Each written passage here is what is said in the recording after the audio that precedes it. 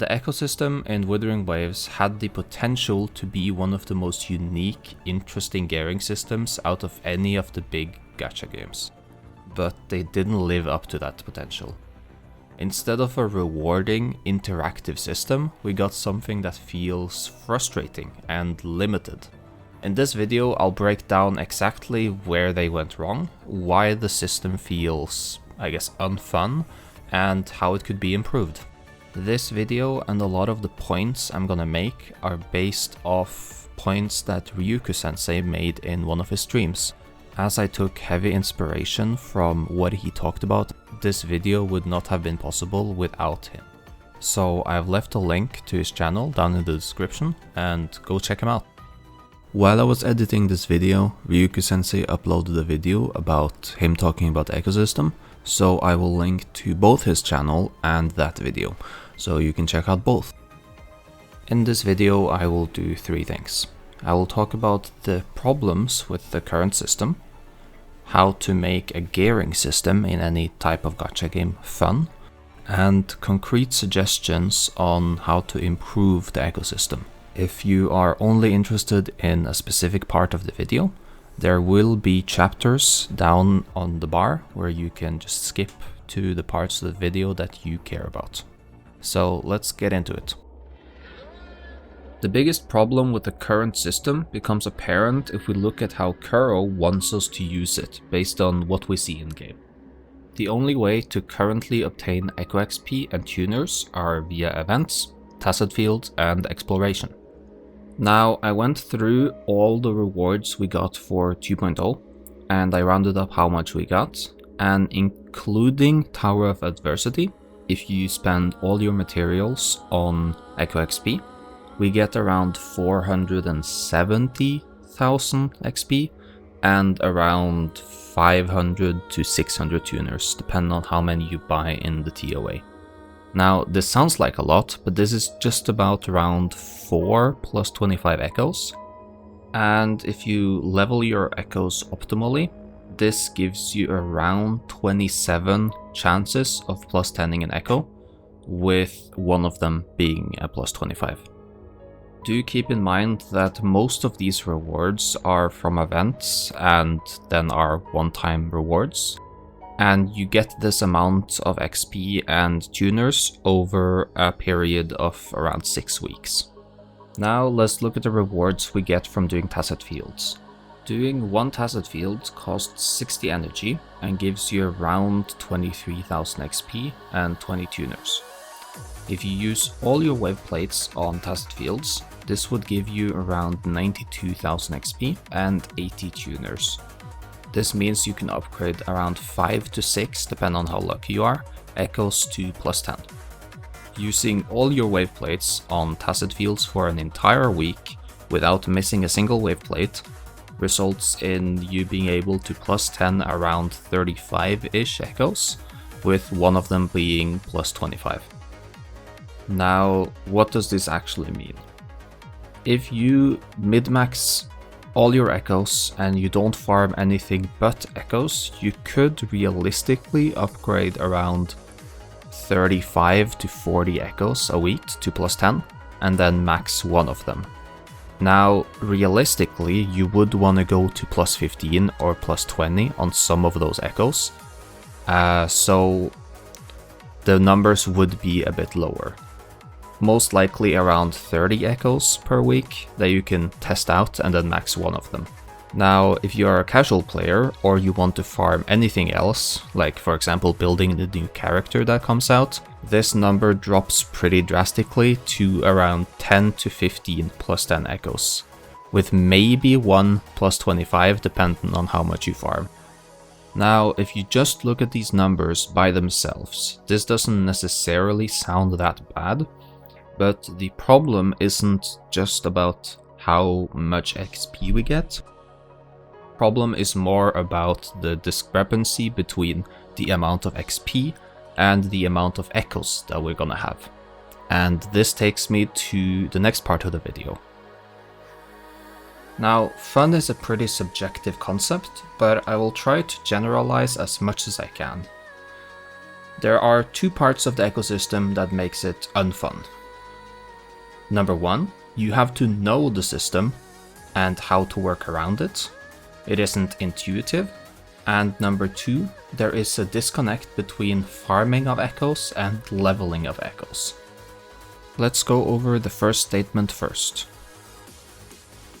If you put a new player in front of the current ecosystem, it is very likely that that player would try to plus 15, plus 20, or plus 25 their echoes.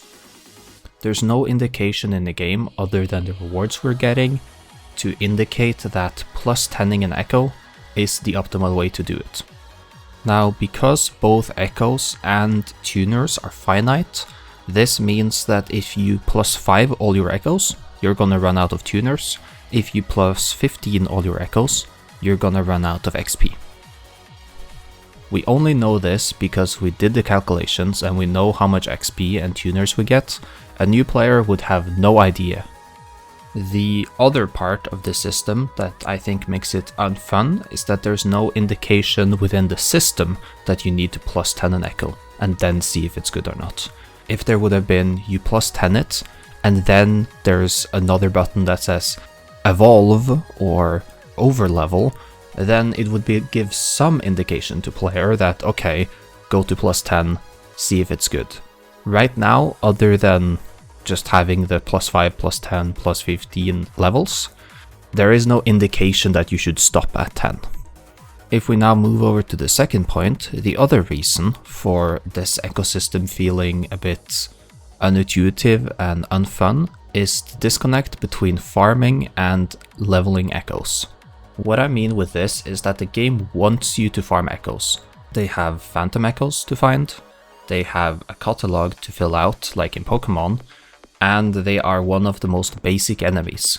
Just walking around the world, exploring, you're gonna kill a bunch of echoes and farm a bunch of echoes. But the problem with the system is that they limit what you can do with those echoes. I think that if the echoes were limited, if you can only get echoes via tacit fields, a lot more people would be fine with the current system. When a system gives you the freedom to do something infinitely, but then time gate the reward of what you are doing, it lessens the fun of that system. Take Genshin for example. Terrible artifact system, but both the artifact and the level material are finite, they're time gated. Now if you take Grand Blue Fantasy for another example, you can farm infinitely, but they compensate for this by being extremely grind heavy.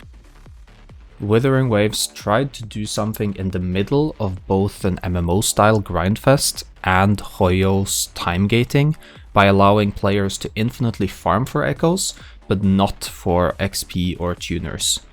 I think they were onto something amazing, but took a step in the wrong direction because they were looking too much at other gacha games for inspiration. Now, this brings me to the last part of the video. I've spent the last 8 minutes shitting on the current ecosystem and what I think are bad qualities with it, so I think it's only fair for me to give my solution on how to improve the ecosystem, both for casuals and those players who want to min-max their characters. My solution is based on two things: make it more rewarding to farm echoes in the overworld, and make tuners feel like the important echo upgrade material. I would make echoes that you farm in the overworld to be used as XP for other echoes. This would make echoes have a base XP cost of 200 for 1 costs and 400 for 3 and 4 costs. This would mean that you would need 82 1 cost echoes or 41 3 cost echoes to get an echo to plus 10. So with this little amount of XP that they give, it would still not invalidate tacit fields, or it would not make it OP to farm echoes. It would rather be a nice extra bonus when you don't get what you want during echo farming. I would also up the XP gain of tacit fields from 23k right now to 33k. This way you can level 2 echoes to plus 10 from a single tacit field. In addition to this, you would now be able to see the substat of the echo piece after leveling but before tuning. Now, you would not be able to see the roll of the stats, so you wouldn't see if it's a high roll or a low roll, but you would still be able to see the substats. So, for example, you plus 10 an echo and you can see that their stats are defense and basic attack before tuning. This would allow players to see the potential of their echoes before tuning them. In order to balance this front-loaded knowledge, I would make tuners more sought after as a resource. In order to activate the substat and see the roll, you would then need to tune it. The cost of tuning a substat would be doubled, so the cost would be 20 tuners instead of 10. In addition to increasing the cost of tuning, I would also introduce a new way for players to re-roll unwanted substats. You would have the ability to consume, for example, 80 tuners and 25k credits to re-roll the selected substat for another random substat. This way you could save up tuners to tune a specific piece that only has 1 or 2 dead stats. This would work the exact same way that it works right now, where an echo could only have 1 of each substats. This would incentivize players to farm for echoes as it would be easier and faster to see if the echo you found was good or not, but it would also limit how many echoes you could actually tune by upping the cost.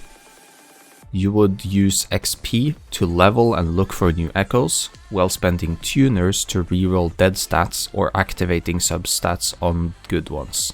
XP and tuners would still be time gated, as farming 400 plus echoes to level 1 echo to 25 would not be worth it, but you would feel like you're actually looking and searching for good echoes with good stats instead of just playing slots. In my personal opinion, the current ecosystem works fine. It's better than the Genshin artifact system, but I can't help but feel like it was so close to greatness, and I hope Kuro makes some sort of change to the system. Right now the tuners kinda just feel useless. Like, if you don't have enough tuners, XP is kinda useless, and if you don't have enough XP, then tuners are kinda useless. Voicing our concerns and coming with recommendations is important if we want Kuro to continue improving their game. Whether you agree or disagree with my opinion, I would love to know what you think about the current system in the comments below. If you liked what you saw, leave a sub to the channel and I'll see you guys in the next video.